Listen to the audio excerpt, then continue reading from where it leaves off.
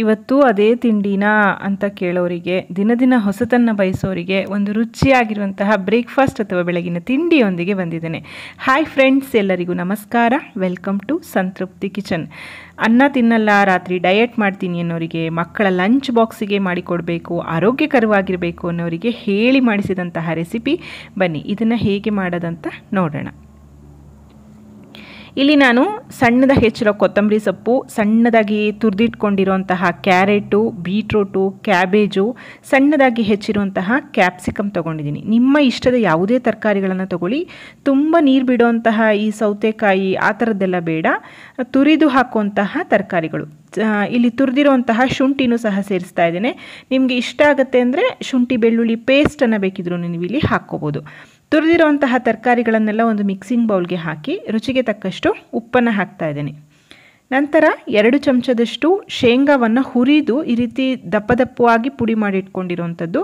Nice powder ಬೇಕಿದ್ರೂ ನೀವು ಮಾಡ್ಕೋಬೋದು, ಇಲ್ಲ ಮಧ್ಯೆ ಮಧ್ಯೆ ಬಾಯಿಗೆ ಸಿಕ್ಕಿದ್ರೆ ರುಚಿಯಾಗತ್ತೆ ಅಂತಂದರೆ ಈ ರೀತಿ ಸ್ವಲ್ಪ ರಫ್ ಆಗಿ ಪೌಡರ್ ಮಾಡಿ ಇಟ್ಕೊಳ್ಳಿ. ಇದಿಷ್ಟನ್ನು ಹಾಕಿ ಚೆನ್ನಾಗಿ ಕಲಿಸ್ಕೊಳ್ಳೋಣ.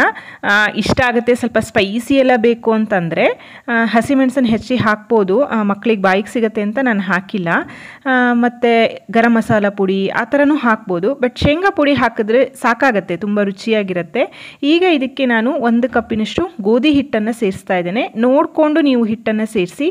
ತರಕಾರಿಯ ಪ್ರಮಾಣ ಹಿಟ್ಟಿನ ಪ್ರಮಾಣಕ್ಕಿಂತ ಕಡಿಮೆ ಇರಬೇಕು, ಇಲ್ಲ ಈಕ್ವಲ್ ಆಗಿರಬೇಕು. ಹಿಟ್ಟು ಜಾಸ್ತಿ ತರಕಾರಿ ಕಡಿಮೆ. ಇಲ್ಲಿ ತರಕಾರಿನೇ ಜಾಸ್ತಿ ಆಗಿಬಿಟ್ರೆ ನಿಮಗೆ ಲಟ್ಟಿಸ್ಲಿಕ್ಕೆ ಕಷ್ಟ ಆಗುತ್ತೆ. ನಂತರ 1/2 ಕಪ್ಪಿನಷ್ಟು ಗೋಧಿ ಹಿಟ್ಟನ್ನು ಮತ್ತೆ ಸೇರಿಸ್ಕೊಂಡು ಕಲಿಸ್ತಾ ಇದ್ದೀನಿ. ಕಲಿಸೋದಕ್ಕೆ ಏನು ನೀರಿನ ಅವಶ್ಯಕತೆ ಬೀಳೋದಿಲ್ಲ. ನಂತರ ಇಲ್ಲಿ ಖಾರಕ್ಕೆ ನಾನೊಂದು 1 ಚಮಚದಷ್ಟು ಅಚ್ಚ ಖಾರದ ಪುಡಿಯನ್ನು ಸೇರಿಸ್ತಾ ಇದ್ದೀನಿ. ನಾನು ಹಾಕ್ಲೋ ಬೇಡವೋ, ಯಾಕೆಂದರೆ ನಮ್ಮಲ್ಲಿ ಕೆಲವ್ರಿಗೆ ಇಷ್ಟ ಆಗುತ್ತೆ, ಕೆಲವ್ರಿಗೆ ಇಷ್ಟ ಆಗಲ್ಲ. ಹಾಗಾಗಿ ಕನ್ಫ್ಯೂಷನಲ್ಲಿ ಈ ಟೈಮ್ನಲ್ಲಿ ಹಾಕ್ತಾ ಇದ್ದೀನಿ. ನೀವು ಕಲಿಸುವಾಗಲೇ ಬೇಕಿದ್ರೂ ಅಚ್ಚ ಖಾರದ ಪುಡಿನ ಸೇರಿಸ್ಕೊಳ್ಬೋದು ಖಾರ ಬೇಕಾದರೆ. ನಂತರ ಚೂರು ನೀರನ್ನು ಹಾಕ್ಕೊಂಡು ಮೆದುವಾಗಿ ಹಿಟ್ಟನ್ನು ಕಲಿಸ್ಕೊಳ್ತೇನೆ. ಇಲ್ಲಿ ಎಲ್ಲ ತರಕಾರಿಗಳನ್ನು ತುರಿದು ಹಾಕಿರೋದ್ರಿಂದ ಇದನ್ನೇನು ನೆನೆಯೋದಕ್ಕೆ ಬಿಡಬೇಕಂತಿಲ್ಲ. ನೆನೆಯೋದಕ್ಕೆ ಬಿಟ್ಟರೆ ತುಂಬ ನೀರಾಗಿಬಿಡುತ್ತೆ ಹಿಟ್ಟು. ಕಲಸಿದ ತಕ್ಷಣವೇ ನೀವು ಮಾಡ್ಕೊಳ್ಳೋವಂಥದ್ದು. ಮೆದುವಾಗಿ ಮಾಮೂಲಿ ಚಪಾತಿ ಹಿಟ್ಟೆಲ್ಲ ಯಾವ ರೀತಿ ಇರುತ್ತೆ ನೋಡಿ, ಅದೇ ರೀತಿ ಕಲಿಸ್ಕೊಳ್ಳೋದು. ಬೀಟ್ರೂಟ್ ಹಾಕಿರೋದ್ರಿಂದ ಒಳ್ಳೆ ಬಣ್ಣ ಸಹ ಬರುತ್ತೆ ನೋಡಿ. ಹಿಟ್ಟನ್ನು ಕಲಸಿ ಆಯಿತು. ಈಗ ಮಧ್ಯಮ ಗಾತ್ರದ ಉಂಡೆಗಳನ್ನು ಮಾಡಿಕೊಂಡು ಗೋಧಿ ಹಿಟ್ಟಿನಲ್ಲಿ ಅದನ್ನು ಅದ್ದಿಸಿ ನಾವು ಚಪಾತಿ ಥರ ಇದನ್ನು ಲಟ್ಟಿಸ್ಕೊಳ್ಳೋಣ. ಇದು ತುಂಬ ತೆಳುವಾಗೆಲ್ಲ ಲಟ್ಲಿಸಲಿಕ್ಕೆ ಬರೋದಿಲ್ಲ, ಏಕೆಂದರೆ ನಾವಿಲ್ಲಿ ತರಕಾರಿ ಎಲ್ಲ ಹಾಕಿದ್ದೇವಲ್ಲ, ಹಾಗಾಗಿ ತುಂಬ ತೆಳುವಾಗಿ ಬರೋದಿಲ್ಲ. ಸ್ವಲ್ಪ ದಪ್ಪವಾಗಿ ಮಾಡ್ಕೋಬೇಕಾಗತ್ತೆ. ಚೂರು ಮಧ್ಯದ ಮೇಲ್ಗಡೆ ಗೋಧಿ ಹಿಟ್ಟನ್ನು ಹಾಕ್ಕೊಂಡು ಲಟ್ಟಿಸ್ಕೊಳ್ಳಿ. ಸ್ವಲ್ಪ ಶೇಪ್ ಅಷ್ಟು ಚೆನ್ನಾಗಿ ಬರಲಿಲ್ಲ ಅಂತಂದರೆ ನಾನಿಲ್ಲಿ ತೋರಿಸ್ತೀನಿ, ಆ ರೀತಿ ಶೇಪನ್ನು ಕೊಡ್ಬೋದು, ತೊಂದರೆ ಇಲ್ಲ. ನಮ್ಗೆ ಇದೇ ರೀತಿ ಇರಲಿ ಅಂತಂದರೆ ಈ ರೀತಿಯೇ ನೀವು ಕಾಯಿಸ್ಕೊಳ್ಬೋದು. ನೋಡಿ, ನಾನಿವಾಗ ಒಂದು ಪ್ಲೇಟು ಅಥವಾ ಒಂದು ಬೌಲನ್ನು ಈ ಥರ ತೊಗೊಂಡು, ಶಾರ್ಪ್ ಆಗಿರುವಂತಹ ಬೌಲನ್ನು ತೊಗೊಂಡು ಚೆನ್ನಾಗಿ ಶೇಪ್ ಮಾಡ್ಕೋತಾ ಇದ್ದೀನಿ.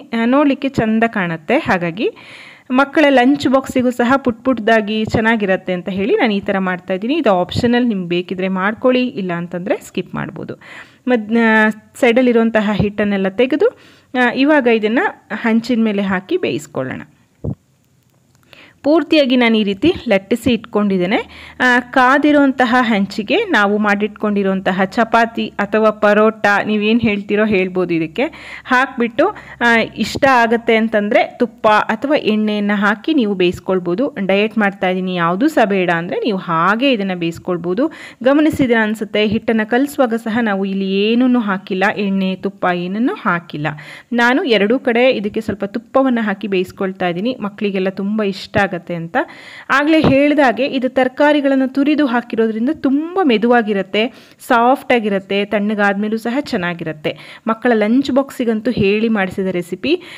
ಖಾರ ಸೊಪ್ಪು ಎಲ್ಲ ಹಾಕಿರೋದ್ರಿಂದ ಸೈಡ್ ಡಿಶ್ನ ಅವಶ್ಯಕತೆಯೂ ಇಲ್ಲ. ಮೊಸರು ಉಪ್ಪಿನಕಾಯಿ ಜೊತೆ ಅಥವಾ ಯಾವುದೇ ಚಟ್ನಿ ಪುಡಿ ಜೊತೆ, ಇಲ್ಲ ತುಪ್ಪದ ಜೊತೆ, ಟೊಮೆಟೊ ಕೆಚಪ್ ಜೊತೆ ಬೇಕಿದ್ರೂ ನೀವು ಇದನ್ನು ಸರ್ವ್ ಮಾಡ್ಬೋದು. ರುಚಿಯಾಗಿರುವಂತಹ ಹೊಸ ರೀತಿಯ ಬ್ರೇಕ್ಫಾಸ್ಟ್ ತಯಾರಾಯಿತು.